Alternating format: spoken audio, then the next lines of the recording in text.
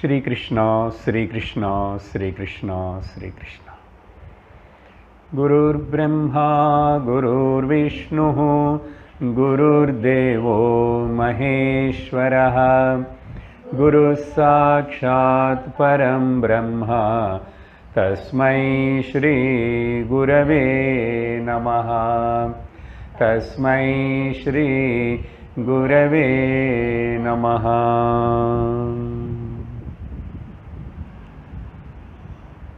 हरि ओम तत्सत्। श्रीमद् भगवद गीता 10வது அத்தியாயம் 4வது ஸ்லோகம் 4, 5, 2 நான் படிக்கிறேன், திருப்பி சொல்லுங்க. புத்திர் ஞானமசம்மோஹः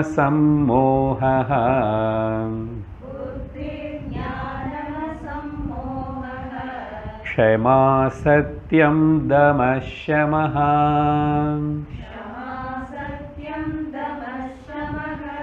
सुखं दुःखं भवो भावः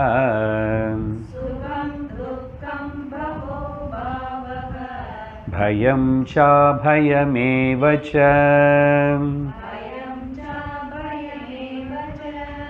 अहिंसा समता तुष्टिः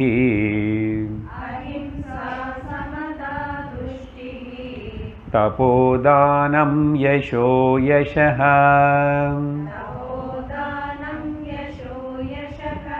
भवन्ति भावा भूतानां मत्त एव पृथक्विधाः।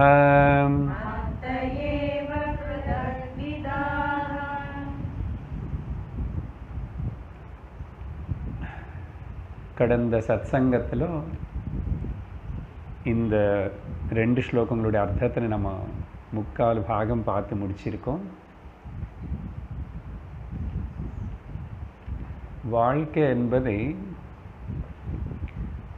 நம்முடைய அனுபவம் 2 பக்கமாக இருக்கு, 2 முகமாக இருக்கு. ஒன்று வெளியே பகிர்முகமாக ஒன்று இருக்கு, இன்னொன்று அந்தர்முகம் உள்ள. ஸோ நமக்கு அனுபவம் வெளியிலையும் உள்ளேயும் இருக்கு.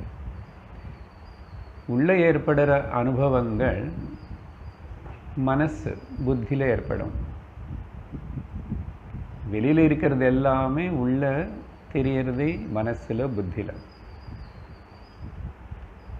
அப்போது இந்த வெளியில் உள்ள అనేది 2 சொல்லும்போது இங்கே நமக்கு எப்பவுமே கான்ட்ரடிக்ஷன் இருக்குது. கான்ட்ரடிக்ஷன்னா இடிக்கிறதா இல்லையா? கான்ஃப்ளிக்ட் இருந்துகிட்டே இருக்கு. ஏன் இந்த கான்ஃப்ளிக்ட் இப்படி இருக்கிறதுன்னு சொன்னால், அபிமானத்தினால ஜீவபாவத்தினால நம்ம எப்போ மனசு என்னன்னு புரிஞ்சிக்காம ப்ரையாரிட்டி நம்முடைய லைக்ஸ் அண்ட் டிஸ்லைக்ஸுக்கு கொடுக்கும்போது இந்த கான்ஃப்ளிக்ட் இருந்துகிட்டே இருக்கும். அப்போ வாழ்க்கைன்னா மாதிரி கான்ஃப்ளிக்ட் இருக்கணும் இல்லையா சார்? வாழ்க்கைன்னா அப்படி இப்படி இருக்கும், கொஞ்சம் அப்படி இப்படின்னு. சரி, அப்படி இப்படி இருக்குமென்னு அப்படி இப்படி இருக்கட்டும், பரவாயில்ல. அப்புறம் நீ ஏன் துக்கம் போகணும்னு பிரயத்தனம் பண்ணுறேன்? அப்படி இப்படி இருக்கும்போது துக்கமும் வரும். துக்கப்படுறதுக்கு யாரும் விரும்பலை, சுகப்படுறதுக்கு தான் விரும்புகிறாங்க. அதனால்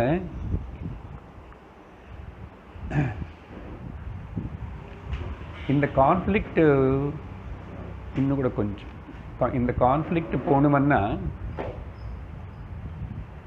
ஞானம் வேணும். சத்தியத்தின் உணர்ந்தவனுக்கு இந்த கான்ஃப்ளிக்ட் இருக்காது. ஞானம் சத்தியம் உணர்தன்னா சரியான விதத்தில் பக்தி பண்ணால் இந்த கான்ஃப்ளிக்ட் இருக்காது. இந்த நடுவில் இப்போ பார்க்குற இந்த அத்தியாயங்கள் பக்தி யோகம் ஈஸ்வர கிருபை பற்றி முக்கியமாக பேசுறதுன்னு சொல்லியிருக்கோம். அந்த வகையில் நம்ம பகவான் சொல்கிற இந்த வார்த்தைகளை கேட்டுட்டு இருக்கிறோம். என்ன சொல்கிறார் பகவானன்னா, அந்தர்பாவாக இங்கே நிறைய ஒரு 20 லிஸ்ட்டு கொடுத்திருக்காருன்னு சொல்லியிருக்கு. அந்த 20ல் ஒரு 12 வந்து எல்லாம் சிங்கிள்ஸ், தனி ஒரு 4 வந்து ஜண்டியாக இருக்குது, பெயர்ஸாக இருக்குது. கடந்த வகுப்பில் அந்த 12 பற்றி தான் முக்கியமாக நம்ம விவரிச்சிருக்கோம். அதோடைய பதங்களோட அர்த்தம் சொல்லி விவரிக்கிறதுன்னு முக்கியம்னு நான் சொல்லலை. அதெல்லாம் நல்ல குணங்களாக இருக்கிறதுனால ஞாபகப்படுத்திக்கிட்டோம். மொத்தத்தில் அதெல்லாம் எங்கே ஏற்படுறது? இப்போ அஹிம்சானேது வந்து உள்ள முதல் ஸ்லோகம் பார்த்தீங்கன்னா 4வதுல புத்தின்னா உள்ளே இருக்கு, ஞானம்னா உள்ளதாக ஏற்படணும், மோகம் ஏற்படுறதே போகிறது உள்ளதா. ஸோ எல்லாம் அதனால் க்ஷமிக்கிற குணம் అనేది என்ன வெளியில் நம்ம மூஞ்சிலோ தெரியுமா என்ன? உள்ளே இருந்தால் அதுக்கப்புறம் வெளியில் வார்த்தைனால சொல்லுவேன், நான் ஒன்று மன்னிக்கிடுறேன், பரவாயில்ல, டேக் இட் ஈஸியாக. அப்போ உள்ள அந்த பாவனை, அதனால் அந்தர்பாவாக இந்த பாவங்கள் தான் 12 சொன்னார். சிலது உள்ளே ஏற்படும், ஆனால் வெளியில் எக்ஸ்பிரஸ் ஆகும். அப்படி 12 சொன்னதுக்கு பிறகு இப்போது துவந்தங்கள்னு பார்த்து முடிச்சுடுறோம். முதல் வந்து 4வது ஸ்லோகத்தில் சுகம் துக்கம். சுகம் అనేది దుఃఖం అనేది ஒரு மனசில் ஏற்படுற ஒரு நிலை, பாவனை. எதுக்கு இதெல்லாம் சொல்கிறாரோ, கருத்து என்ன? இதெல்லாமே நானே தான் அப்படின்னு சொல்கிறதுக்கு தான் பவன் 5வது ஸ்லோகம் கடைசியில் பார்த்தீங்கன்னா, பவந்தி பாவாக பூதானாம். இந்த மனிதர்களுக்குள்ள, இங்கே பூதானம்னா முக்கியமாக மனிதர்களுக்குள்ள அவங்களோட மனசு புத்தியில் ஏற்படுற இந்த பாவங்கள் இருக்கு, இது எல்லாமே கூட மத்த ஏவ நானே தான், என்னோடது தான். ஆனால் பிருதக் விதாக பல தான் தெரியுது. அதனால் கேட்கும்போது நினச்சிட்டு புரிஞ்சுக்கிட்டு கேட்கணும். உள்ள துக்கம் ஏற்பட்டாலும் அது வந்து பகவானுடைய ஒரு எக்ஸ்பிரஷன் தான். துக்கம் ஏற்பட்டாலும் பகவானோட எக்ஸ்பிரஷன் தான். அப்போது அந்த பாவத்தோடு கேட்குறோம். ஸோ சுகம் துக்கம் இது ரெண்டுமே கூட ஒரு பெயர், நானே தான். సుఖం దుఃఖం అనేది ఈజ్ மியூச்சுவல்லி காம்ப்ளிமெண்டரி, ஒன்றுக்கு ஒன்று கேன்சல் பண்ணிக்கிறது. எப்பவுமே துக்கம் இருக்கிறதில்ல, எப்பவுமே சுகம் இருக்கிறது இல்லை. அதனால் இது எல்லாமே ரிலேட்டிவ். இதெல்லாம் சொல்கிறதெல்லாம் கூட நான் உலகம் மனுஷனோட அனுபவம்னு சொன்னான்னா எது பற்றி பேசுகிறோம்? இது எல்லாத்துக்கு பேரும் லௌகிகம், ரிலேட்டிவ். அப்போ அந்த ரிலேட்டிவ்னு எப்படி பார்க்கணும் அப்படி பார்த்து, ரிலேட்டிவ் வந்து சொந்தம் பந்தம் இல்லைங்க. இட் இஸ் ஓன்லி ரிலேட்டிவ்லி அப்படின்றோம், அப்பரண்ட்லி என்ற மேலோட்டமாக உள்ள வெளியில் தோணுறது இருக்கு, அது சத்தியமாக நித்தியமாக இல்லாததுக்கு பேர் அப்பரண்ட்லி, இல்லைன்னா ரிலேட்டிவ்லி என்றோம். அது இல்லைன்னு சொல்லலை. ஆனால் இதுக்கு సపోర్ట్ பண்ணுற అబ్సల్యూట్ என்ன అనేది, பாரமார்த்திகம் అనేది ஏதோ இருக்குது, இதுக்கு சப்போர்ட் பண்ணுறது. அதனால் பாரமார்த்திகம் சப்போர்ட் பண்ணுறதுக்கு, இந்த ரிலேட்டிவ்னு சப்போர்ட் பண்ணுறதுக்கு, ஓகே, நான் லோக்கல் பாவத்தில் சொல்கிறோம். இப்போ ஒருத்தர் நான் எனக்கு இவர் ரிலேட்டிவ்னு சொன்னவன்னு நானும் சொல்லணும், நான் இருக்கணும், நான் இருந்தால் தான் அவன் ரிலேட்டிவ்னு சொல்லுவேன். யாரும் சொல்கிறதுக்கு இல்லைன்னு அப்புறம் யாருக்கு யார் ரிலேட்டிவ்னு இல்லையா? அப்போது அதிஷ்டானம் இல்லைன்னா பாரமார்த்திகம் அப்சல்யூட் வந்து இது இருந்தால் அது மேலே இது ரிலேட்டிவ், அதுக்கு இது சம்பந்தப்பட்டிருக்கு. இங்கே ஒரு முக்கியமான பாயிண்ட் வந்து, எது எதுக்கு சம்பந்தப்பட்டதுன்னா ஒன்றுக்கு ஒன்று ரெண்டுக்கு சம்பந்தப்பட்டதுன்னு சொல்ல முடியாதுங்க. ரிலேட்டிவ் வந்து அனித்தியம் அப்படி சொல்லுவேன், ஈஸியாக புரியும். அனித்தியம் అనేది வந்து நித்தியத்து மேலே ஆதாரப்பட்டிருக்கு. நித்தியம் அனித்தியம் மேலே ஆதாரப்படலை. புரியுதா? அப்சல்யூட் பரமாத்மா மேலே நம்ம எல்லாரும் ஆதாரப்பட்டிருக்கோம் தவிர நம்ம மேலே பரமாத்மா ஆதாரப்பட்டில்லை. புரியுறதா? இப்போ அதனால சுகம் துக்கம் ரிலேட்டிவ். ரெண்டாவது வந்து பாவ அபாவ. பாவம்னா எண்ணம். சில வாட்டி எண்ணங்கள் இருக்கு, சில வாட்டி எண்ணங்கள் இல்லை. எப்போ எண்ணங்கள் இல்லை? தூக்கத்தில் இல்லையே. அதனால இந்த ரிலேட்டிவ் வேர்ல்டு தூக்கத்தில் இல்லை, தூக்கத்தில் அனுபவப்படலை. அதுக்கு பேர் தான் பாவம்னு இருக்கிறது, அபாவம்னு இல்லாமல் ஆயிடுது. தினந்தோறும் நமக்கு அந்த தூக்கத்துடைய அனுபவம் ஏற்பட்டு இல்லாமல் ஆயிடுது. அது நேரம் டைம் பற்றியில் இல்லாமல் ஆகிறதா இல்லையா? சுத்தமாக இல்லாமல் போயிடுது, எதுவுமே இல்லை. என்ன சரீரம் மனசு உடம்பு எண்ணங்கள் புத்தி அந்தர்பாஹ்ய சூன்யம். ஆனால் தற்காலத்துக்கு மறுபடியும் நினைவுக்கு வரும்போதும் திரும்பி கண்டினியூ ஆகிறது. அப்போது பாவம் இருந்தாலும் ஆனால் எண்ணங்கள்னு வச்சுக்கோங்க. எண்ணங்கள் இல்லாமல் இருக்கிற நிலை தூக்கம் இருந்தால் கூட இது ரெண்டுத்தினி சப்போர்ட் பண்ணுறது யார்? சுகமும் துக்கம். நம்ம சொல்கிறோம், எனக்கு சுகமாக இருக்க சுவாமி, இப்போ நிம்மதியாக இருக்கேன். யார்? நானே சொல்கிறேன். அப்புறம் எனக்கு ரொம்ப கவலையாக இருக்க, துக்கமாக இருக்கேன்னு நானே சொல்கிறேன். அப்போது சொல்கிற நீ சுகத்துக்கும் அப்பாற்பட்டவனாக இருந்திருக்கணும், துக்கத்துக்கு அப்பாற்பட்டவனாக இருக்கணும். இது நம்ம கவனிக்காமல் விடுறதுனால அப்பப்போ அதில் உளுந்து போகிறோம். இதுதான் ஆத்தியாத்மிக சாதகன்னு செய்ய வேண்டியது. சாதனை என்னென்னா ஸ்டாண்டிங் அப்பார்ட், சாட்சி மாதிரி, விட்னஸர் மாதிரி தனியாக இருந்துக்கணும். இது கஷ்டமும் இல்லை, கவனித்து பார்த்தா இருக்கு. நான் தனியாக இருக்கிறதுனால தான் எனக்கு இப்போது எதுக்கு என்ன எக்ஸாம்பிள் சொல்லுவேன். பொதுவாக நான் ஒரு பிளாட்ஃபார்ம் மேலே, ரயில்வே ஸ்டேஷன் பிளாட்ஃபார்ம் மேலே ஒருத்தன் நிற்கிறான். ஓகே, அப்படி நிற்கிறவனுக்கு அவன் 6 மணிலேருந்து நிற்கிறாங்க.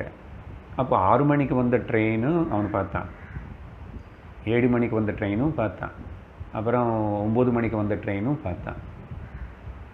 இவன் எந்த ட்ரெயினில் ஏறலை. ஏறாமல் இருக்கிறதுனால தான் இவனு எல்லா ட்ரெயினும் இவனுக்கு தெரிஞ்சது.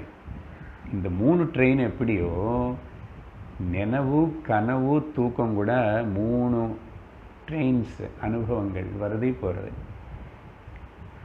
ஆனால் நான் அது எதுவுமே இல்லை. நல்ல சூக்ஷ்மமாக சிந்திக்கணும். நான் அது எதுவுமே இல்லை. ஆனால் தப்பு தவறு என்னமோ அசல் கவனிக்கலை, அது நினச்சிக்கலை, சிந்திக்கலை. என்னமோ தூக்கம் வருது, வந்துச்சு போச்சு, கனவு வந்துச்சு போச்சு. அப்புறம் இப்போது நினைவில் மறுபடியும் எகெயின் டைம் தர்ஸ்டே கூட கிளாஸ் வச்சுருக்காங்க, வந்தாச்சு. 3த்துக்கும் சாட்சியாக இருக்கார் அவன். ஓகே, அவஸ்தாத்ரய சாட்சி. காலம் அன்னேது இல்லை, ஆனால் சொல்லிக்கிறவன் வச்சுக்கோங்க. நேற்றுக்கு எனக்கு தெரிஞ்சது, இன்றைக்கும் எனக்கு தெரிகிறது, நாளைக்கு கூட இருப்பேன், தெரியும் இருந்தேன். 3 காலம் நான் இருக்கேன். அப்போ வண்டி போகிற காலம் நான் இல்லைன்னு தெரிகிறதா இல்லையா? அந்த மனிதனுக்கு ட்ரெயினில் ஏறாமல் தனியாக இருக்கிறதுனால தான். த விட்னஸிங் கான்ஷியஸ்னஸ் நான். இது யாரோ கிடையாது, நானே தான். கவனிக்கணும் கவனிக்கணும் கவனிக்கணும். மறுபடியும் மனசு உள்ள போட்டி சிந்திக்கணும். என்ன புரிஞ்சானு புரியலை, என்னான்னு கஷ்டமாக இருந்தான் என்ன. ஸோ சுகம் துக்கம் பாவம் அபாவம். பாவ அபாவக்கு சம்ஸ்கிருதத்தில் இன்னொரு பதம் அஸ்தி நாஸ்தி சொல்லுவோம். அஸ்தின்னு இருக்கிறது, நாஸ்தின்னு இல்லை.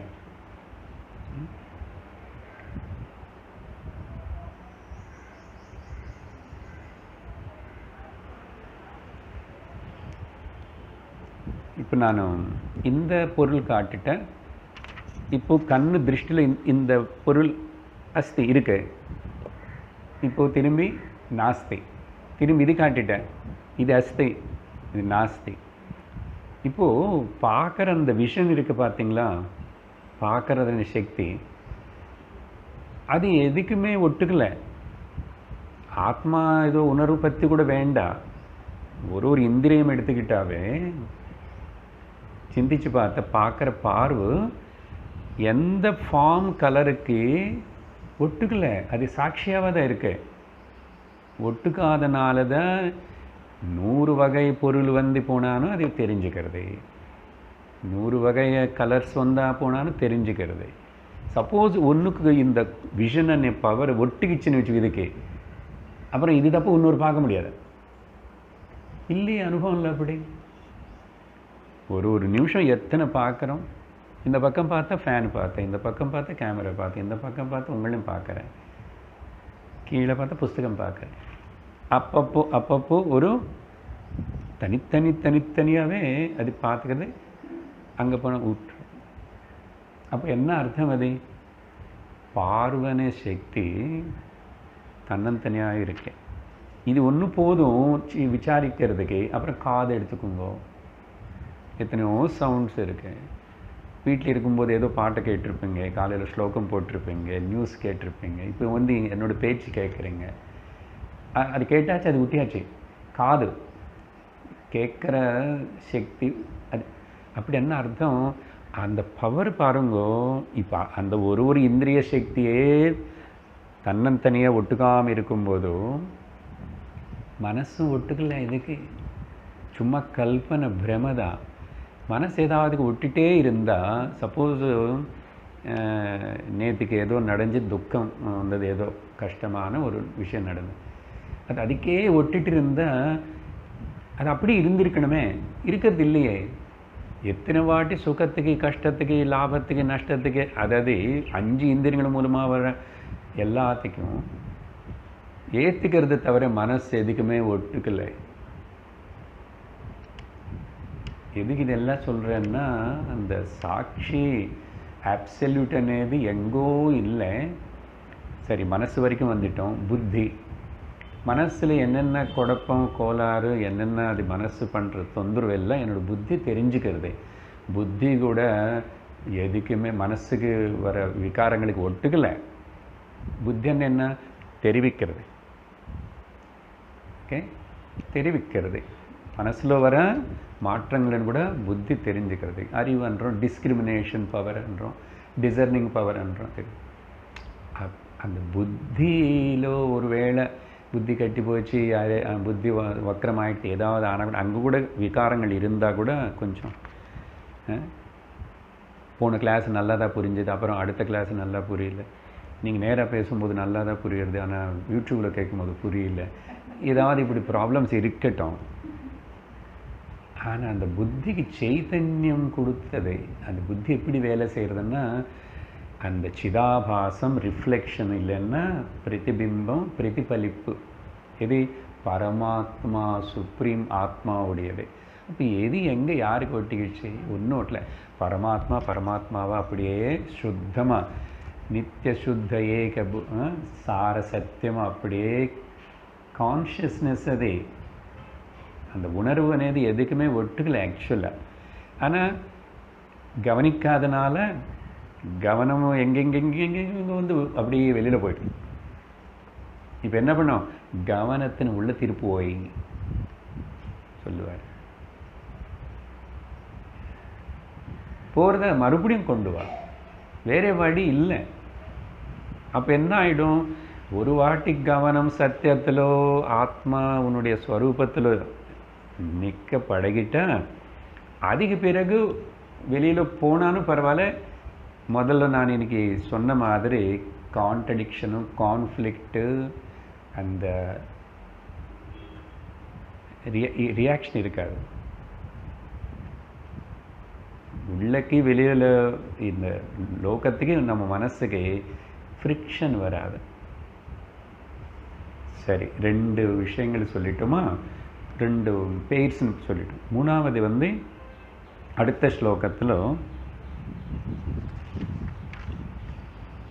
இங்கே ஒன்று இருக்குது, பயம் அண்ட் அபயம். சில வாட்டி பயப்படுறது மனசில் தானே அந்த ஃபீலிங்கு, சில வாட்டி பயம் இல்லை, அபயமாக இருக்கு. ஓகே, சரி, ரெண்டுத்தினையும் பிரகாசிக்க செய்கிறது யார்? இந்த ஜெண்டர் பெயர் சொல்லும் போது ரெண்டுமே யாருக்கும் தெரியறது, மனசுக்கு தெரியறதுன்னு சொல்லக்கூடாது. மனசில் தான் பயம் வருது, மனசில் தான் பயம் போயிடுச்சு, நான் நிர்பயமாக இருக்கேன்னு யாருக்கு தெரியறது? அது தெரிஞ்சுக்கிறது யார்? ரெண்டுத்தினையும் சப்போர்ட் பண்ணுறது யார்? அது நானுன்னு சொல்லிட்டு சும்மா விடக்கூடாது.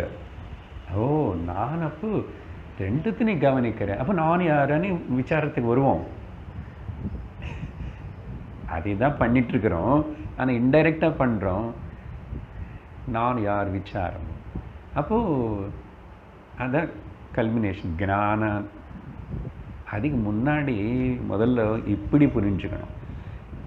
இப்போ பேசினதெல்லாம் ஞானமாக தோணுறது இல்லையா உங்களுக்கு? ரொம்ப ஏதோ கண்ணன்னாரு, கண்ணுக்கு அப்புறம் சக்தி அன்னாரு, காதன்னாரு, என்னமோ சொல்கிறார். சயின்ஸாக என்ன பேசுகிறாரு?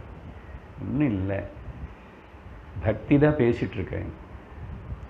பக்தி இப்படி புரிஞ்சுக்கலன்னா அது பக்தி பிரயோஜனப்படுற பக்தியே இருக்காது. ஏதோ மேலோட்டமாக நான் ஏதோ செய்கிறேன், பயத்தோடு கூடின பக்தி. பொதுவாக சொல்கிற வார்த்தை என்ன? பேரம் பேசுகிற பக்தி, பயத்தினால செய்கிற செலுத்துகிற பக்தி. என்னதான் பிரயோஜனப்படும்? எனக்கு விவகாரம் ஆகிடும். அது லோக விவகாரம் மாதிரி கடவுள் கூட விவகாரம் பண்ணுறோம்.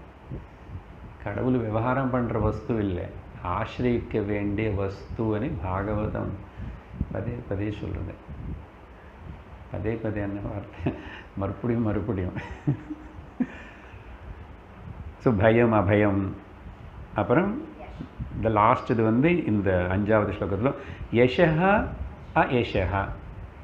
யஷஹன்னா பாராட்டுதல், அப்புறம் பெருமை, அதெல்லாம் சம்டைம்ஸ் ப்ரைஸ். அயஷஹான்னா நஷ்டம், லூசிங் சம்திங்.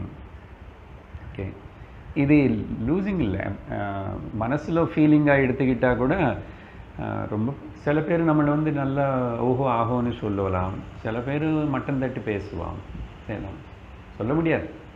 ஸோ யஷா அயேஷா. ஸோ என்னன்னு ஒரு சாம்பிள் தான் நான் கொடுத்துட்ருக்கேன் அர்ஜுனா,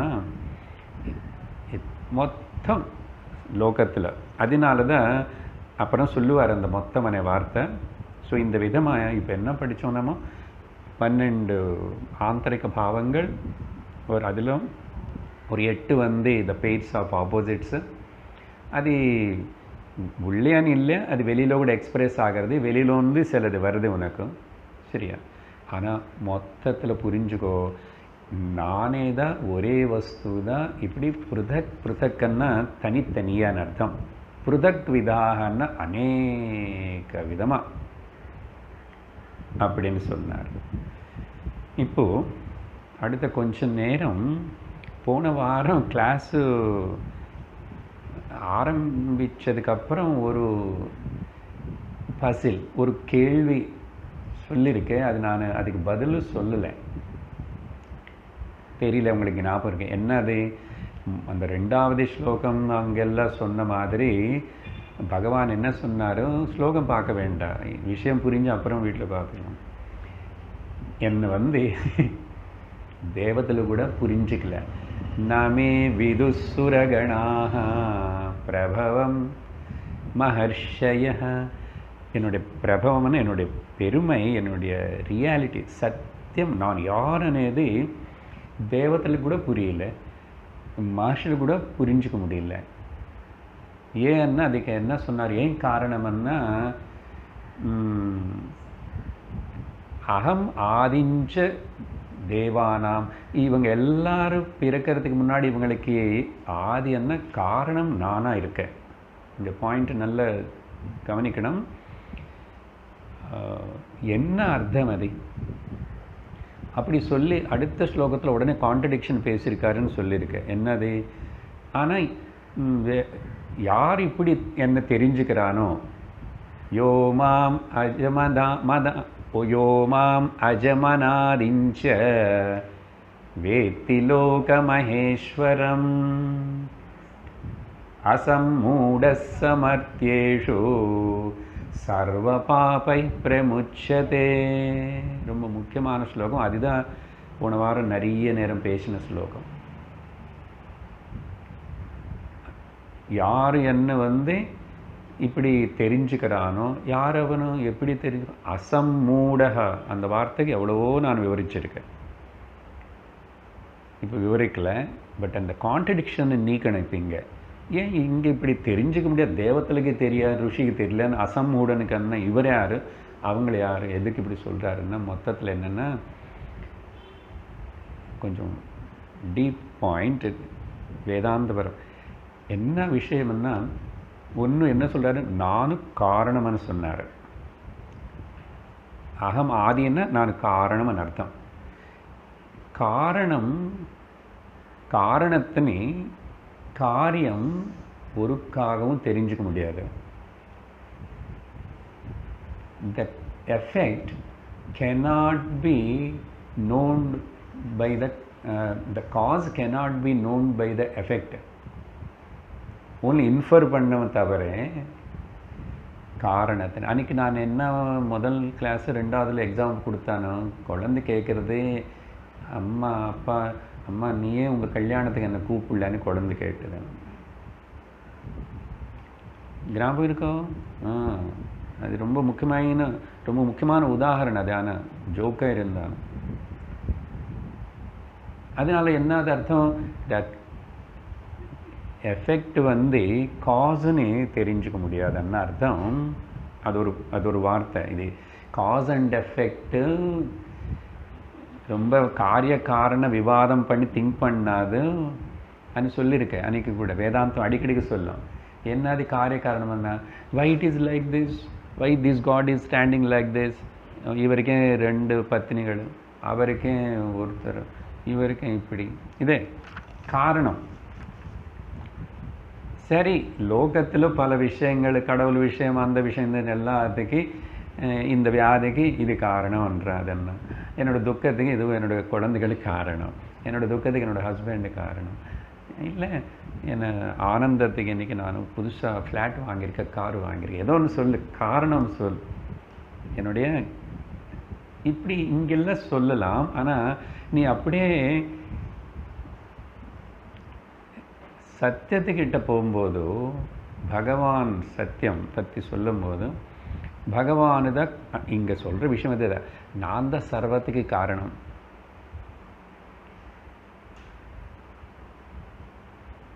இன்னொரு விதமாக சொல்கிறேன், உதாரணம் நல்லா புரியுறது உங்களுக்கு. போகும் கண்ணு இத்தனை உருவம் கலர்ஸ் எல்லாம் பார்க்குறதா? கண்ணுன்னு பார்க்க முடியுமா?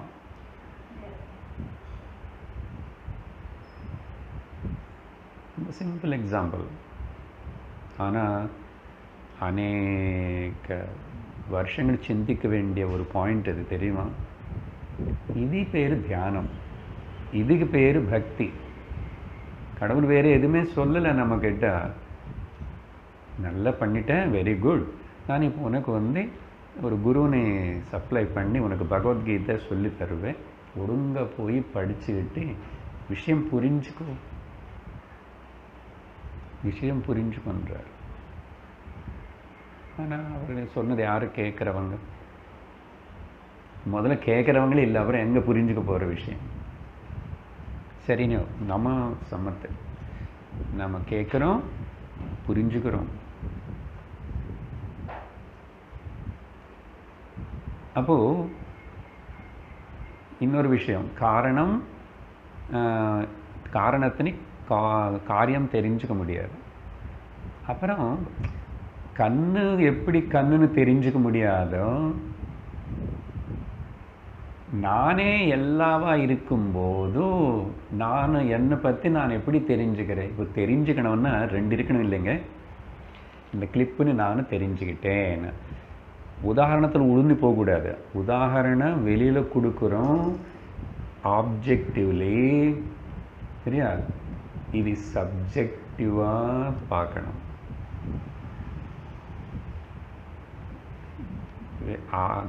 ಜ್ಞಾನ ವಿಷಯத்திலோ ஆத்தியாத்மிக விஷயத்தில் வேதாந்தத்திலோ the subjectivity is more important.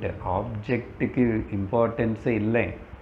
எவ்வளோ நாளைக்கு நீ ஆப்ஜெக்டிவ்னா பகிர்முகம், அது என்ன இது என்ன அது என்ன யாரு கேட்குற? அதுதான் ரமணர் பண்ணுற ஒரு முக்கியமான அவருடைய இது. யாருக்கு சந்தேகம்? யார் இந்த கேள்வி கேட்குறா?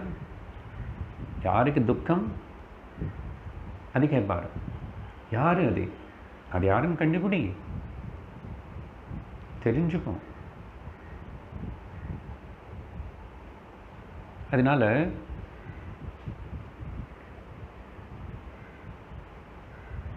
நானே எல்லாவா இருக்கும்போதும் ரெண்டு இல்லை. அதுதானே அத்வைத்தம்.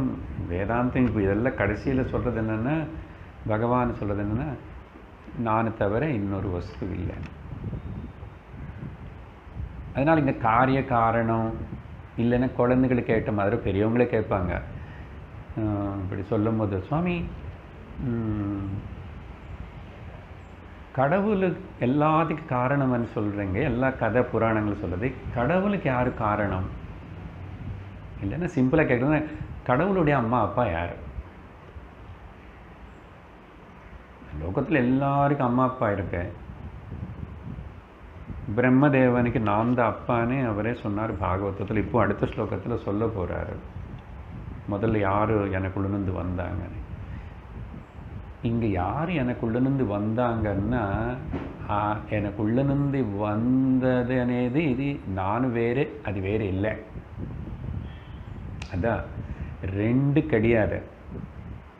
கொஞ்சம் சிரமமாக, ஆனால் இங்கே சொல்லி தான் ஆகணும் இந்த வேதாந்த, இந்த டீப் தாட். ஒரு நாளைக்கு இல்லைன்னு ஒரு நாளைக்கு நீங்கள் இது புரிஞ்சுக்கிட்டு தான் ஆகணும், வேறு எப்படி இல்லை. வேண்டாம் சார், நான் புரிஞ்சுக்க வேண்டாம், ஒன்றும் வேண்டாம்னா ஓகே, டோன்ட் வெரி. சும்மா நீங்கள் செய்கிற பக்தியே பண்ணிக்கிட்டு ஆனந்தம் இருங்கோ, பரவாயில்ல. பகவான் என்ன பண்ணுவாருன்னா, அப்புறம் அவரை இழுத்திட்டு கொண்டு வருவார். ஸோ இப்போ அந்த கான்ட்ராடிக்ஷன் நீங்கிச்சா, அது இன்னும் நிறைய பேசணும், அவ்வளோ போதும். என்னதே ಋಷಿಗಳು தெரிஞ்சிக்க முடியாத தேவதைகள் தெரிஞ்சிக்க முடியலன்னா என்ன அர்த்தம்? அசம்மூடக தெரிஞ்சுக்குவான். யார் சம்மோகம் டெல்யூட் ஆகலையோ அவனை தெரிஞ்சுக்குவான்.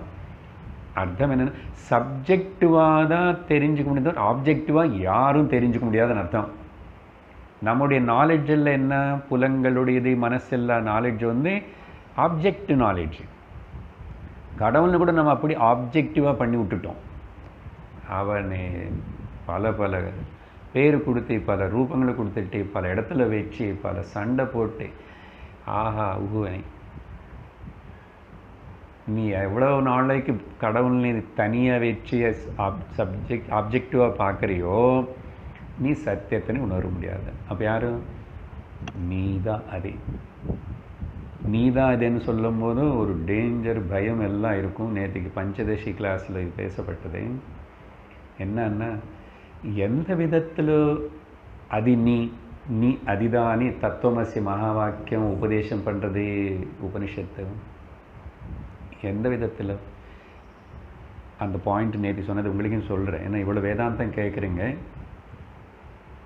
புரியுதோ இல்லையோ கஷ்டப்பட்டு சொல்லுவேன், சொல்லி தான் ஆகணும்.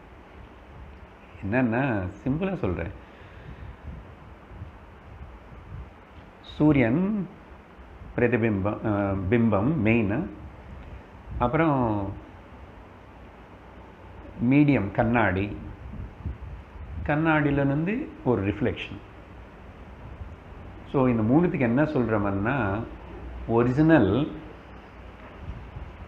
Reflection and reflected medium. அந்த மீடியம் கண்ணாடி இருந்தால் தானே ரிஃப்ளெக்ட் ஆக முடியும். ஸோ மூணு இருக்கு. இந்த மூணுத்தில் அந்த ஒரிஜினல் எப்பவுமே ஒரிஜினல் தான். அது மீடியம் இருந்தாலும் ரிஃப்ளெக்ஷன் ஏற்பட்டான்னு ஏற்படலைன்னு நீங்கள் இப்போ கண்ணாடிக்கு முன்னாடி போய் பார்த்துக்கலன்னு உங்கள் மூஞ்சி ஒன்றும் ப்ராப்ளம் இல்லை. மூஞ்சி இருக்கு, பார்த்துக்கிட்டால் ஏதோ உபயோகப்படும் மேக்கப் பண்ணிக்கிறதுக்கு. இப்போ ரிஃப்ளெக்ஷனும் இல்லாதனால கண்ணாடி உடைஞ்சு போனதுனால ஏதாவது ஆகுமா? அதே மாதிரி சூரியனுக்கு ஏதாவது ஆகுமா? ஆகாது. ஸோ அந்த விதமாக இங்கே நீ அதே சொன்ன இப்போது ஈஸ்வரனே, நீ ஈஸ்வரன் தான் அதானே சொல்கிறது, இல்லை நீ பிரம்மம் தான், நீ பரமாத்மா தான். ஓகே, தைரியமாக அத்வைத்தம் உபனிஷத்து வேதாந்தம் கடைசியில் இது சொல்லும். இங்கே பயப்படாமல் ஜாக்கிரதை புரிஞ்சுக்க வேண்டியது என்னன்னா, மீடியம் லெவலில், மீடியம்னா இந்த சரீரம் தான் மீடியம், புத்தி இதோட கம்பேர் பண்ணி அவர் கூட நம்ம ஒன்றுன்னு சொல்லக்கூடாது, சொல்ல முடியாது. நல்லா புரிஞ்சுக்கணும். மீடியம் வைஸு சமம் இல்லை, ரிஃப்ளெக்ஷன் வைஸு கூட சமம் இல்லை.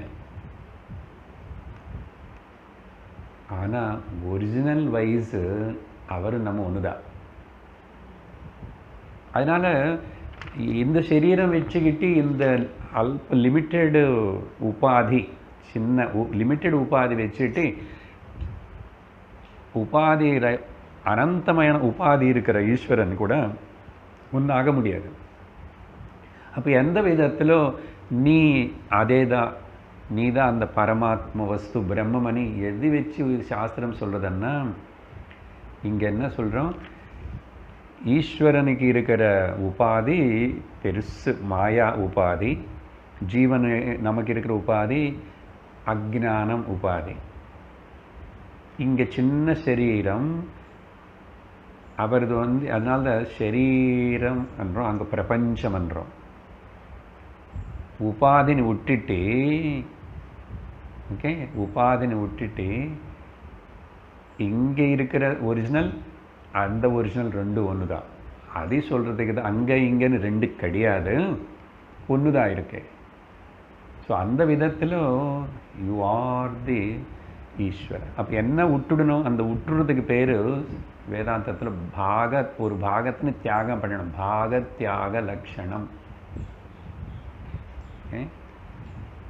போதும், ரொம்ப சொன்ன அப்புறம் பகவத்கீதை கிளாஸுக்கு வர மாட்டேங்க. சரி, பகவான் என்ன சொல்கிறாருன்னு பார்க்குறோம். ஒரு கான்ட்ரடிக்ஷன் ஆயிடுச்சு.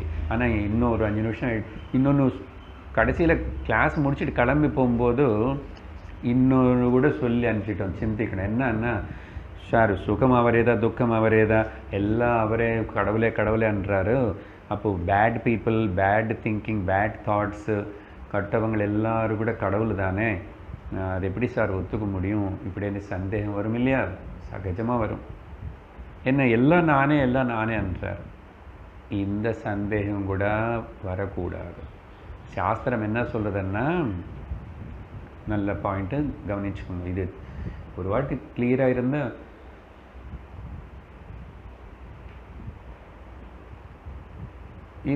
இந்த ஹாலில் இத்தனை ஃபேனு, மைக்கு, லைட் எல்லாம் ஒர்க் பண்ணுறதா, இது எல்லாத்துக்கும் பின்னாடி இருக்கிற இதெல்லாம் வேலை செய்கிறதுக்கு காரணமானது ஒன்று என்னது, கரண்ட். இப்போ கரண்ட்டுன்னு என்ன சொல்கிறோம்னா, இந்த பாஷை இப்போ நான் சொல்ல போகிற வார்த்தைகள் நேற்றுக்கு பஞ்சதசியில் கூட கரெக்டாக டாபிக் அப்படி வந்துச்சு. சாமானிய காரணம், த காமன் ரீசன். இப்போ ஒரு பல்பு சுவிட்சு போடலை, ஒரு பல்பு ஃப்யூஸ் ஆயிடுச்சு, ஒரு பல்பு ஃப்ளிக்கரிங் ஆகிறது. அதுக்கு போய் கரண்ட் கிட்ட கம்ப்ளைண்ட் பண்ணால் அது என்ன பண்ணும்? இது புரியலன்னு வச்சுக்கோங்க. இந்த உலகம் மேலே கம்ப்ளைண்ட்ஸு, இந்த கடவுள்னு பற்றி அப்புறம் இப்படி தப்பாக புரிஞ்சுக்கிறது. அப்போது காட் என்னன்னா, பரமாத்மா అనేది, ஆத்மா అనేది, பிரம்மம் అనేది எல்லாம் ஒன்று தான். Common supporter. புரிஞ்சுதா? அதுக்கப்புறம் ஒருத்தனும் கட்டவனா, அவனு நல்லவனா, என்னது அவனுடைய கர்மக்கு தகுந்த மாதிரி தவிர இப்போ பகவானே எல்லாமே நானே அன்றாரு என்ன அவர் நான் ஆர்கனைசர், இன்னும் சுலபமாக சொல்கிறேன், ஆர்கனைசர். ஒலிம்பிக் கேம்ஸ் ஆர்கனைஸ் பண்ணுறாங்க யாரோ இல்லையா, அதுக்கு ஒரு கமிட்டி இருக்குல்ல, எல்லாருமே கூப்பிடுறாங்க. ஆர்கனைஸ் பண்ணுறது அவங்க தான். அப்போ அங்கே பார்ட்டிசிபேட் பண்ணுறதுக்கு போனவங்களும் நீ கோல்டு மெடல் வாங்கணுமா, பிரான்ஸ் மெடல் வாங்கணுமா, சில்வர் மெடல் வாங்கணுமா, யார் மேலே ஆதாரப்பட்டிருக்கு? ஆர்கனைசர் மேலேயா? யார் மேலே ஆதாரப்பட்டிருக்கு? விளையாடுறவங்க போய் பார்ட்டிசிபேட் பண்ணுறவன்.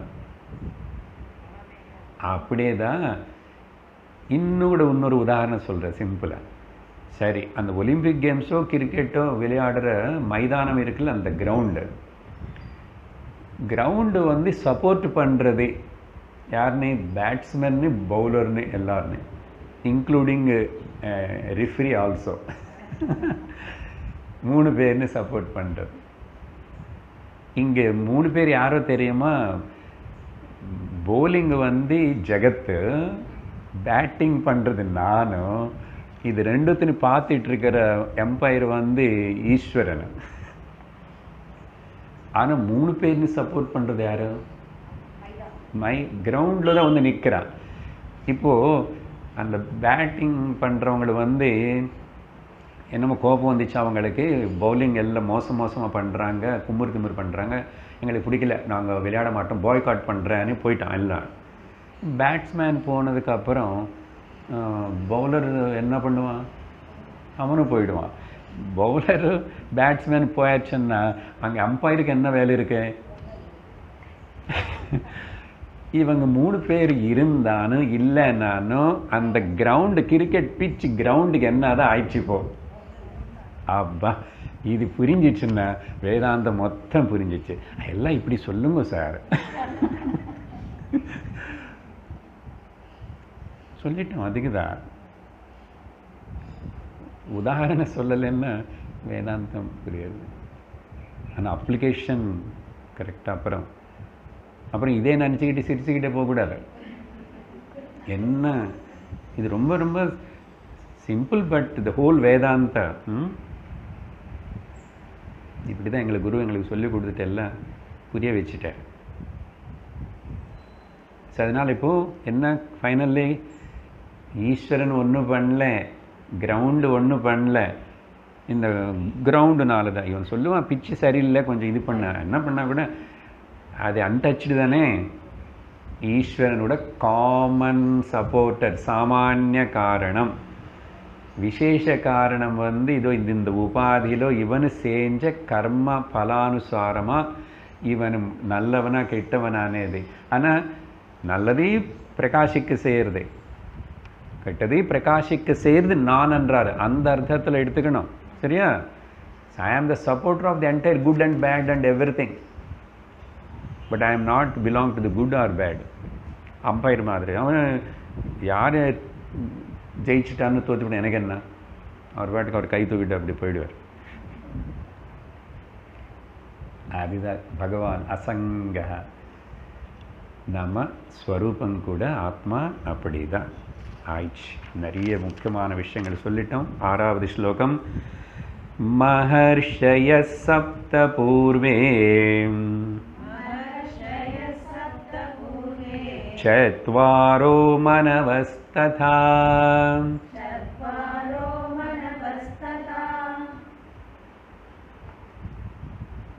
மத்பாவா மானசா ஜாதாஹ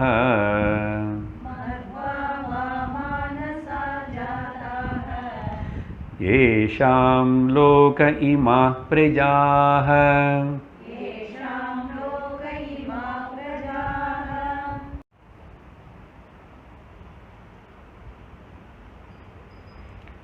இங்கே 6வது ஸ்லோகத்தில் ஸோ ஆந்தரக விஷயங்கள் எல்லாம் அதை பற்றி நீங்கள் சொல்லிட்டாரு. இங்கே முக்கியமாக இப்போது பாஹ்யமாக இருக்கிற விஷயங்களை பற்றி சொல்லும்போது சிருஷ்டி இதெல்லாம் காணப்படுறதே பகவான், அவர் தான் எல்லாத்துக்கும் காரணம், சர்வத்துக்கே காரணம் ஒரே ஒரு சத்தியம்தான். இதில் கூட இங்கே திரும்பி சமஷ்டியாக பார்க்கும்போது ஜெகத்து, வெஷ்டியாக பார்க்கும்போது இங்கே நானன்னு ஒருத்தன் இருக்கேன். இது ரெண்டுத்தினையும் ஒழுங்காக புரிஞ்சுக்கணும். முதல்ல என்ன சொல்கிறாருன்னா, மகர்ஷயா சப்த, அந்த சப்த ரிஷிகள் ஒரு கல்பத்தில் ஒரு யுகத்தில் அப்படியெல்லாம், யுகம் இல்லை கல்பத்தில் புது புது சப்தர்ஷிகளோட லிஸ்ட்டு வருமா. பாகவதத்திலேயே பல விதமாக மாற்றி பேரு லிஸ்ட்டு வரும். அதை பற்றி நம்ம கன்ஃபியூஷன் வேண்டாம்.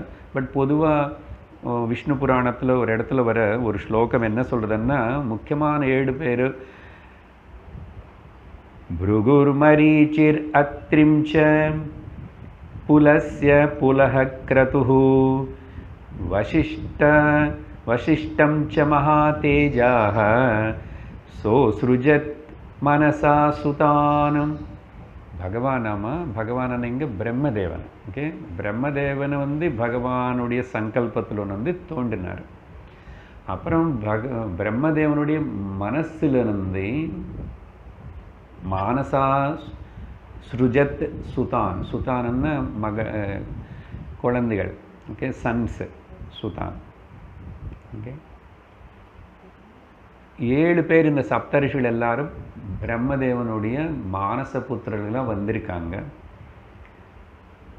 இது ஒரு லிஸ்ட்டு.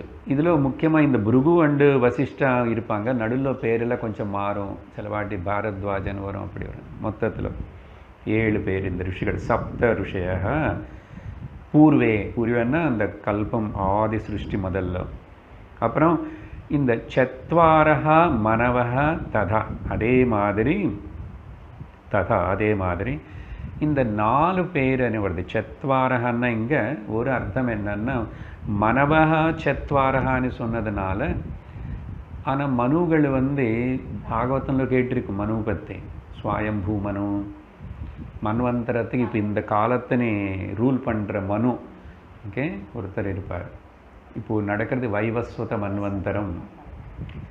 14 மனுகள் இருப்பாங்க ஒரு சிருஷ்டி கல்பம்ல. ஆனால் இங்கே 4 முக்கியமாக 4ன்னு சொல்கிறாரு. அந்த மனுகளிலும் முக்கியமானு சொல்லும்போது 4 பேர். ஏன்னா 4 பேர் முக்கியம் எதுக்குன்னா, அவங்க 4உடைய பேர் ஒரே மாதிரி வரும் ஆல்மோஸ்ட். சாவர்ணி மனு, தர்ம சாவர்ணி, தக்ஷ சாவர்ணி, பிரம்ம சாவர்ணி. இதெல்லாம் பாகவதத்தில் இருக்கு. இந்த சாவர்ணி அந்த மன்வந்தரம் அந்த சமயத்தில் தான் தேவி மகாத்மியம் கதை அது நடந்தது. அதில் இந்த சாவர்ணி அనే மன்வந்தரம் பற்றி அதில் வருது இல்லையா. அதனால இந்த 4 பேர் பற்றி சொல்கிறாரு. அப்படின்னா அர்த்தம் எல்லா மனுகளும் என்னதுலேருந்து வந்தவங்கள தான், பிரம்மதேவனுடைய இதுதான் இல்லை. இந்த 4ன்னு சொல்லும்போது சத்வாரகனேது அந்த பிரம்மகுமாரர்கள்னு எடுத்துக்கலாம். பிரம்மகுமாரர்கள் யார்? சனத்குமார, சனகச, சனந்தன, சனாதன, அந்த 4 பேர். அவங்க பிரம்மதேவனுடைய மனசுலேருந்து சங்கல்ப மாத்திரேன நம்மள மாதிரி பிறந்தவங்க இல்லை. அது என்னன்னு புரியலன்னா ஒன்றும் பெரிய கஷ்டம் கிடையாது. கனவுல எப்படி நீ கனவுன்னு உருவாக்குறியோ அப்படி. அவ்வளோ சொல்ல. ஆமாம், கனவு என்னது? கனவுல நீ உருவாக்குறது இல்லை, எல்லாத்தினையும் சர்வத்தினும் உருவாக்குறியே. அது மானசிக கல்பனை தானே, இந்த மென்டல் கிரியேஷன் தானே கனவு. அதனால தான் பகவானுடைய மென்டல் கிரியேஷன், அவருடைய கனவு தான் நமக்கு இங்கே நினைவாக தெரியறது. பல வாட்டி சொல்லியிருக்கோம். ஏற்றுக்கிறது கஷ்டம், ஆனால் பல வாட்டி சொல்லியிருக்கோம். ஸோ அப்படி எடுத்தால் கூட அந்த சத்வார 4 பேர் மொத்தத்தில் இவங்க எல்லாரும் த மென்டல் கிரியேஷன். அதனால தான் இந்த மானசா ஜாத்தான்னு சொன்ன வார்த்தை, ஓகே, யூ ஹேவ் டு நம்ம கிட்ட வரைக்கும் அப்ளை பண்ணிக்கணும். என்னுடைய அக்ஞானம், என்னுடைய மோகம், என்னுடைய பிரம, என்னுடைய கவலை, எவ்ரிதிங் கல்பனா மாத்திரம். அப்படி எடுத்துக்கிடுச்சுன்னு வச்சுக்கோங்க வாழ்க்கைன்னு. இப்போ கனவு கல்பனைன்னு சொல்லி விட்டுடுறோமா இல்லையா? ஆனால் நினைவுடைய விஷயங்கள் அந்த அவ்வளோ சுலபமாக விட முடியல மாட்டேங்குது. என்ன, இதுக்கு சத்தியத்துவம் முக்கியத்துவம் கொடுத்துட்டு இது அப்படி பிடிச்சிருக்கும் கெட்டியாக. இப்போ பழகணும். நினைவுன்னு கூட கனவா நினச்சிட்டு இது ஜஸ்ட் ஒரு தோற்றம் தானே. அதனால தான் என்னை மனசு இன்னைக்கு பார்த்தவங்களே நல்லவங்களேன்னு சொல்லுவேன். அப்புறம் நாளைக்கு பார்க்கும்போது இன்னொரு விதமாக என்ன நான் பார்த்த அவங்க அப்படி இருக்க மாட்டாங்க. மாற்றம் இருக்கும் இல்லையா? மாற்றம் இருக்கு. இன்னைக்கு ஃப்ரெஷ்ஷாக வந்த ரோஸ் ஃப்ளவர்னா நல்லா இருக்கு, இங்கே வச்சுக்கணும் அங்கே வச்சுக்கணும் தோணிச்சு. அதை அப்படி வாடி போய் சுருங்கி போயிடுச்சுன்னு வச்சுக்கோங்க, தூக்கி போட்டுட்டேன். ஏன்? இன்னைக்கு பிடிக்கல, நேற்றுக்கு பிடிச்சது. இப்போ யார் இது? மனசு தானே. சர்வம் அப்படி தான். என் மாமனார், மாமியார், என் மருமகள், என் குழந்தைகள், இவங்க அப்போல்லாம் நல்லா இருந்தாங்க, இப்படியெல்லாம் இப்படி ஆயிட்டாங்க. அது இது எல்லாமே everything is mind projecting. So இந்த பாயிண்டில் பகவான் சொல்கிறதே அப்படியே நம்ம அப்ளை பண்ணிக்கணும். வேறு எதுவுமே கிடையாது. நீ ஏதாவது பேசு, everything is your mental projection only. Nothing else. இந்த ஜெகத்து மொத்தம் வேதாந்தம் ரொம்ப உபனிஷத்துகள் அது கல்பனா மாத்திரம். இந்த துவைத்த பிரபஞ்சம், the duality, everything is projection of the mind only. அப்படி மைண்ட் ப்ரொஜெக்ட் பண்ணிட்டு இருந்தால் கூட, துவைத்தம் பார்த்துட்டு இருந்தால் கூட, அத்வைத்த நிலையிலோ நிஷ்டலோ உள்ள அதில் இருக்கிறது அது என்னன்னு பிடிச்சாச்சு, கேட்ச் பண்ணியாச்சுன்னா நீ ஜீவன் முக்தன், நீ ஞானி, உனக்கு ஒரு குறை இல்லை, ஒரு ப்ராப்ளம் இல்லை. சர்வ பாபை பிரமுச்சத்தை 3வது ஸ்லோகத்தில் அன்றைக்கி எவ்வளோ நேரம் சொல்லியிருக்கேன். அந்த சர்வ பாபை என்ன அர்த்தம்? உனக்கு ஒரு கீழே கிடையாது, ஒரு ப்ராப்ளம் கிடையாது. அதனால் இந்த மானச சிருஷ்டியான வார்த்தை சரி, பொதுவாக புராணத்தில் சொன்ன மாதிரி பகவான் கூட சொல்கிறாரு. அந்த மகர்ஷிகளாவதே பிரம்மதேவனும் மகர்ஷிகளும் இந்த சத்வார மனுகள் இவன் எல்லாரும் கூட என்னது மத் பாவாக, என்னுடைய பாவத்திலிருந்து வந்தவங்களது அவங்கன்றார் பாருங்கோ. அதனால் அது ஈஸ்வரனுடைய ப்ரொஜெக்ஷன் ப்ரொஜெக்ஷன் தான். ஈஸ்வரனுடைய ப்ரொஜெக்ஷன் இந்த வேர்ல்டு. ஈஸ்வரன் பண்ண ப்ரொஜெக்ஷன் வேர்ல்டுன்னு அப்படியே பார்த்தா நோ ப்ராப்ளம். ஆனால் அதுக்கப்புறம் நான் தனியாக ஐ ஸ்டார்ட் ப்ரொஜெக்டிங். ஜீவ ப்ரொஜெக்ஷனில் எல்லாமே ப்ராப்ளம். ஈஸ்வரன் ப்ரொஜெக்ஷனில் அது அந்தந்த இடத்துல எல்லாமே சரியாக தான் இருக்குது. கம்ப்ளைண்ட் பண்ணுறதுக்கே வாய்ப்பில்லை. இது ஒன்று ஏற்றுக்கிட்டாவே போதும். இதுக்கு தான் பக்தி வேணும். அது புரிய வைக்கிறதுக்கு தான் பகவான் இப்படி எல்லாம் சொல்லிட்டு வர்றாரு. எதை பற்றி யாருக்கு எங்கே கம்ப்ளைண்ட் பண்ணுவேன்? என்ன சொன்னோம்? நானே தான், எல்லாமே நானே தான். இந்த உடம்பு என்னடுது. இப்போ இந்த கண்ணுக்கு ஏதாவது ஆயிடுச்சுன்னா டாக்டர்கிட்ட போய் கம்ப்ளைண்ட் பண்ணுறோம். But it is mine only, I have to take care of. இந்த கை தெரியாமல் இந்த கை மேலே அடிச்சிச்சுன்னு வச்சுக்கோண்டோம், நமக்கிட்ட செலவாடி தெரியாமல் நம்மளை இடிச்சுக்குது. இந்த முட்டி அந்த முட்டிக்கு இடிச்சுக்குது. அதனால் கோச்சுக்குவோமா? ஒரு அடி அடிப்போம், திட்டுவோமா? ஏன்? என்னோடது தானே. இதுதான் டுவாலிட்டி இல்லை. இதெல்லாம் பாருங்கள், இங்கே எங்கேயுமே துவைத்தம் இல்லை இதில். ஆனால் பார்க்குறதுக்கே பலதாக தோணுது தவிர எல்லாமே மியூச்சுவல்லி ஒன்றாவதாக வேலை பண்ணிகிட்ருக்கு.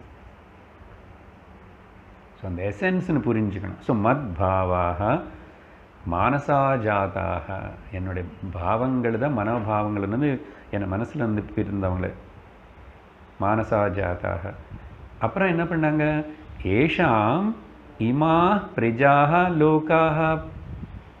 அதுக்கப்புறம் அவங்க எனக்கு சமமாகவே அவங்களுக்கு சக்தி இருக்கிறதுனால அவங்க எல்லாரும் கூட இந்த மொத்தம் சிருஷ்டினி அப்புறம் எக்ஸ்பேண்ட் பண்ணியிருக்காங்க. நம்ம சிருஷ்டி பண்ணுறோம் இல்லையா? பிரம்மதேவன் மட்டும் இல்லை, நம்மளும் சிருஷ்டி பண்ணுறோமே. நம்ம லெவலில் ஜீவ லெவலில் பண்ணுறான். ஆனால் ஜீவ லெவலில் பண்ணுற இந்த சிருஷ்டி இவனும் அட்டாச்மெண்ட் ஆகி சத்தியமாக நினச்சிக்கிட்டு துக்கப்படுறான். அதனால் ஈஸ்வரனுக்கு துக்கம் இல்லையே. ஈஸ்வரனுக்கு கூட துக்கம் இருந்துச்சுன்னு அவர் பெரிய சம்சாரி, பெரிய குடும்பஸ்தன். அதனால தான் நமக்கு அதை காட்டுறதுக்கு தான் இவங்களுக்கு தேவத்தில் கூட 2 பாரியா 2 குழந்தைகள். அப்புறம் அந்த 2 குழந்தைகளுக்கு நடுவில் சண்டை. அப்புறம் அந்த அம்மா தபஸுக்கு போகிறேன்னு, ஹஸ்பண்டு சொன்னது கேட்காம அப்பா வீட்டுக்கு போகிறேன்னு, அங்கே உயிர் தியாகம் இது எல்லாம் சொல்லி காட்டி, இந்த தெருவில் கூத்து இப்படி இருக்குது, அந்த தெருவில் கூத்து இப்படி இருக்குது. அப்புறம் ஆனால் சிவமேன்னு எப்படி இருக்கார் பகவான் அது புரிஞ்சு. இந்த மேனேஜர், இந்த குடும்ப எஜமானி, அவர் எப்படி நிம்மதி இருக்கார், அதுதான் கருத்து. அப்படி இரு, நீ என்ன கதாவது சொல்லு. புது சரித்திரமனு எல்லா கதையிலும் ஒரே இது விஷயம், சும்மா இரு, ப்ரொஜெக்ஷன் பண்ணாத, ஸ்டாப் ப்ரொஜெக்டிங். அதனால பர்செப்ஷனில் ப்ராப்ளம் இல்லை, ஆனால் ப்ரொஜெக்ஷனில் ப்ராப்ளம். ஒரு ஜோக் மாதிரி ஒரு டைலர் ஷாப்புக்கு முன்னாடி போர்டு வச்சுருக்கான், God creates the man and we create the gentleman. அப்படின்னு ப்ரொஜெக்ஷன்.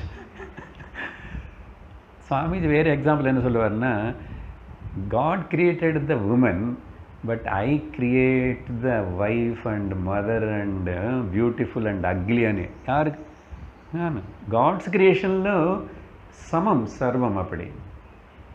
பட் அங்கே ஒரு இப்படிப்பட்ட அந்த அட்ராக்ஷன் வச்சுருக்காரு, அப்படின்லாம் வச்சுருக்காரு. ஓகே, ஒரு ட்ராமா சினிமா நடத்துறதுக்கு என்னென்னமோ பண்ணுறான் டைரக்டர், பண்ணட்டுமே. நீ ஏன் மறந்து போகிற, நீ ஆக்ட் பண்ணுறேன்னு. ஆக்ட் பண்ணுறவன் மறக்கலாமோ? ஆக்டராக ஒழுங்காக இருக்கணும், ப்ராப்ளம் இல்லை. லைஃப் இஸ் லைக் தட் ஒன்லினா. அதனால் இப்படி சொல்லி பகவான் அடுத்த ஸ்லோகத்திலும் இங்கே ஒரு பாயிண்ட் சொல்லணும். என்னென்னா, இந்த 7 சப்த ரிஷிகள் అనేది இன்னொரு கொஞ்சம் வேறு டைமென்ஷனில் கூட எடுத்துக்கிறோம். என்னென்னா, சமஷ்டி லெவலில் சொல்லும் போது மொத்தம் டோட்டலாக 7 அనే நம்பர். அந்த ரிஷிகளை அப்படியே ஏதோ புரந்தாரமாக பரத்வாஜர் பேர் இதெல்லாம் இருக்கட்டும், ஆப்ஜெக்டிவாக பார்க்காம when you take it as subjectively total இது சொல்லும்போது என்னன்னா 7 கணக்கு. அகங்காரம்,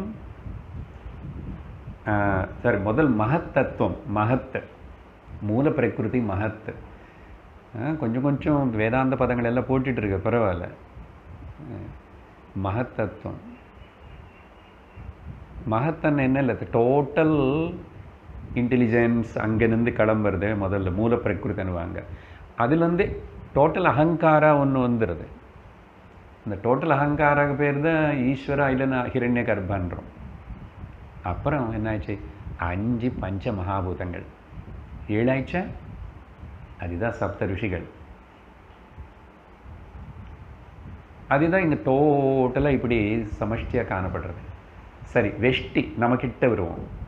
நமக்கிட்ட வந்தால் இதே தான். நமக்கு என்ன இருக்குது, முக்கியம் புத்தி இருக்குது, அப்புறம் மனசு இருக்குது இல்லையா? புத்தி வேறு, மனசு வேறு, 2 ஹையர் மைண்ட் லோயர் மைண்டு. வேறு என்ன இருக்குது, 5 புலங்கள் 7 ஆயிடுச்சா.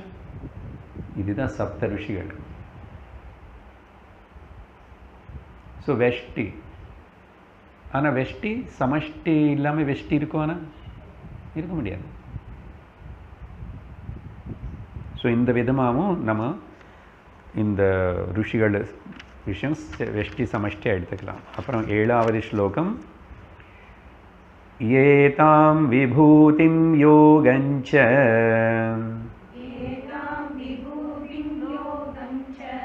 மம யோ வேத்தி தத்வதஹ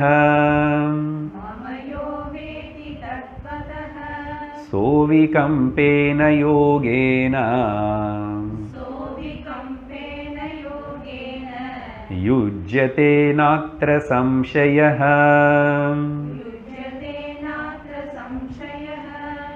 இந்த ஸ்லோகத்தில் பகவான் ஒரு வாக்தானம் பண்ணுறார், ஒரு வாக்கு கொடுக்குறார், ப்ராமிஸ் பண்ணுறார். பகவத்கீதையில் நிறைய இடத்துல அப்படி இருக்கு. எங்கெல்லாம் இப்போ நான் இந்த சொல்கிற இந்த விஷயத்தில் ஒரு சம்சயமும் கிடையாது. This is the fact. அப்படி என்ன அர்த்தம்?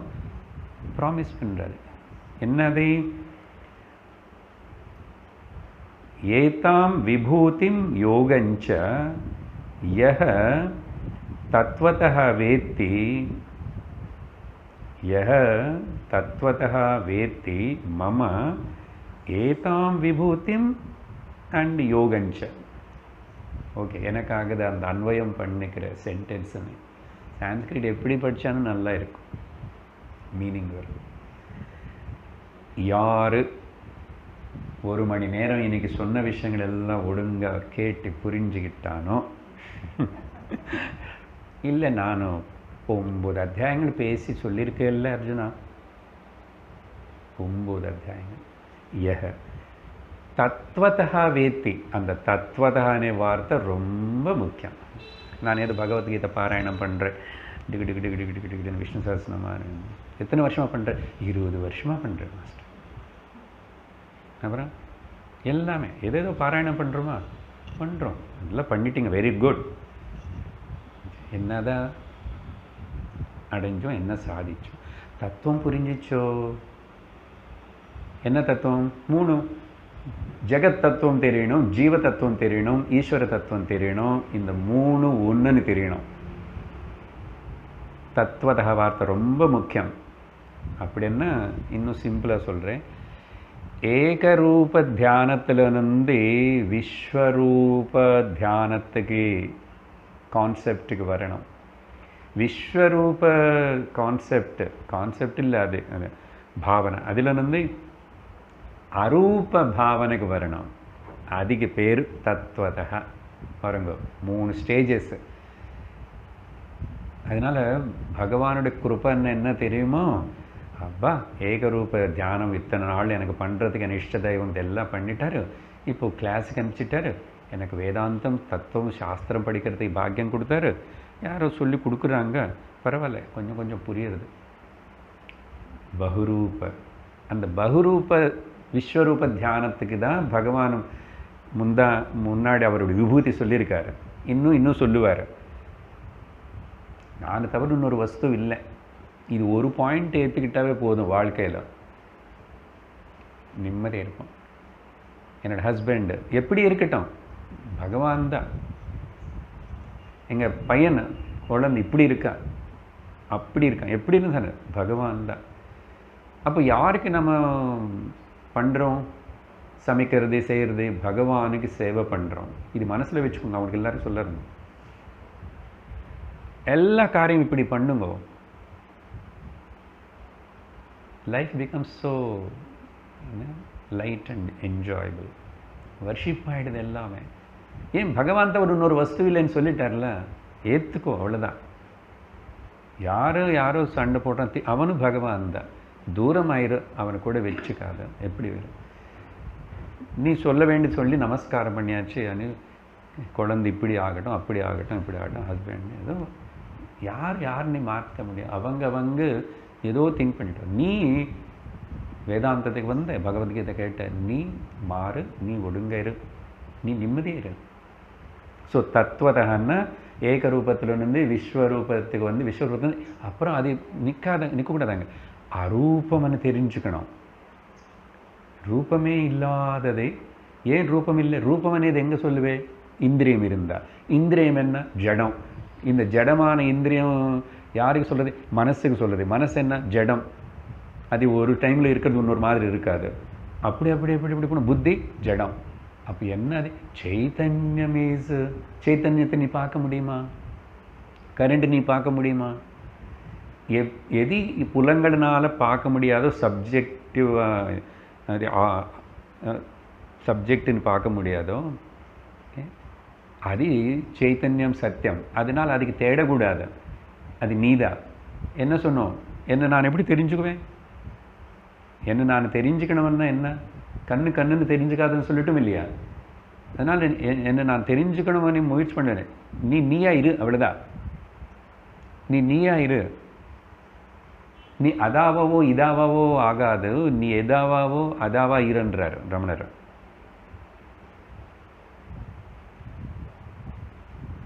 சிந்திக்கணும். ஸோ தத்துவதான்னு அவ்வளோ அர்த்தம். அப்புறம் தத்துவதா என்னது? ஏதாம் விபூதி. இப்போ நான் சொன்னானே உனக்கு, எல்லாமே நான், என்னோட விபூதி. விபூதி என்ன? விஸ்தாரம், என்னோட எக்ஸ்பேன்ஷன், விபூதி இந்த மேனிஃபெஸ்டட் வேர்ல்டு. ஆனால் அதை பத்தாது, யோகமும் தெரிஞ்சுக்கணும். அப்படின்னா அன்மேனிஃபெஸ்டடு, மேனிஃபெஸ்ட் ஆகாததுக்கு முன்னாடி கூட சத்தியம் இருக்கு. நினைவு வரத்துக்கு முன்னாடி கூட தூக்கத்தில் அன்மேனிஃபெஸ்டடாக நான் இருக்கேன். உணர்வு ரூபத்தில் நான் இருக்கேன். இருக்கிறதுனால தான் தூக்கமுடைய அனுபவம் நமக்கு ஞாபகத்தில் வந்து ரிஜிஸ்டர் ஆகி தெரியறது. ஸோ விபூதி என்ன? மேனிஃபெஸ்ட், பிரத்யக்ஷமானது என் அர்த்தம். யோகம் என்ன? அப்பிரத்யக்ஷமான சக்தி. சக்தி எப்பவுமே சக்திமான் கூட தான் இருக்கும்.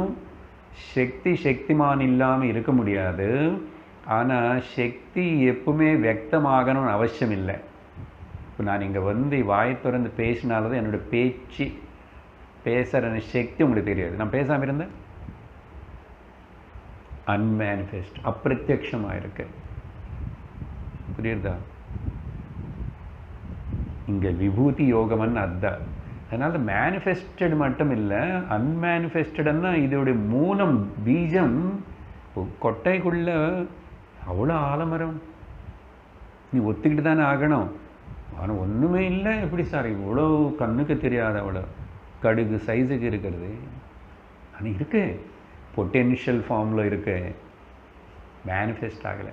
ஸோ ரெண்டு விதமாகவும் தெரிஞ்சுக்கணும். பகவானுடைய பெருமை, அவருடைய விபூதியும் தெரிஞ்சுக்கணும், அவருடைய இன்னர் டார்மெண்ட் ஆர் பொட்டென்ஷியல் அப்பிரத்யக்ஷமான யோகமும் தெரிஞ்சுக்கணும் என்றார். இங்கே யோகம்னு அர்த்தம் அது. இப்படி யாரை தெரிஞ்சுக்கிறாங்களோ அவங்களுக்கு வந்து பகவான் சொல்கிறாரு, அவனுக்கு அவிகம்ப யோகேன யுஜ்யதே, ஐ பிளஸ் ஹிம். நான் அவனுக்கு வந்து கண்டிப்பாக இந்த இப்படி தெரிஞ்சிச்சுன்னா, அவிகம்பேன யோகேனா, இது பாருங்க, இட்ஸ் வெரி பியூட்டிஃபுல் வேர்டு. அவிகம்ப யோகன்னா அன்ஷேக்கபிள், டவுட்லெஸ், சந்தேகமில்லாத, அசையாத, ஆடாத, உளுந்து போகாத, கம்பனம்னா ஷேக்கு. அவிகம்பேன யோகேன, இது என்ன யோகம் சார்? என்ன சொல்லி தருவாங்க? அப்படியே கல் மாதிரி நிற்க சொல்லுவாங்களா?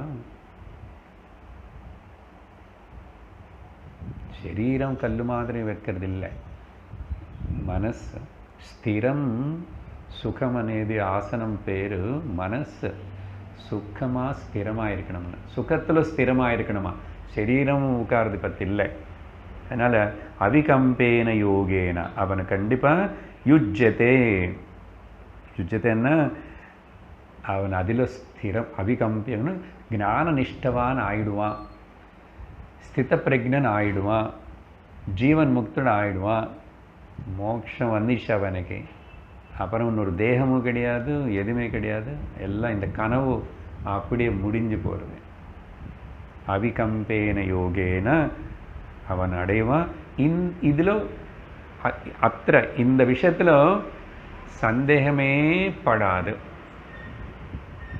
அந்த வார்த்தை மேலே நம்பிக்கை வைக்கணும். அதுதான் ப்ராமிஸ். இன்னைக்கு போதும் இவ்வளோ.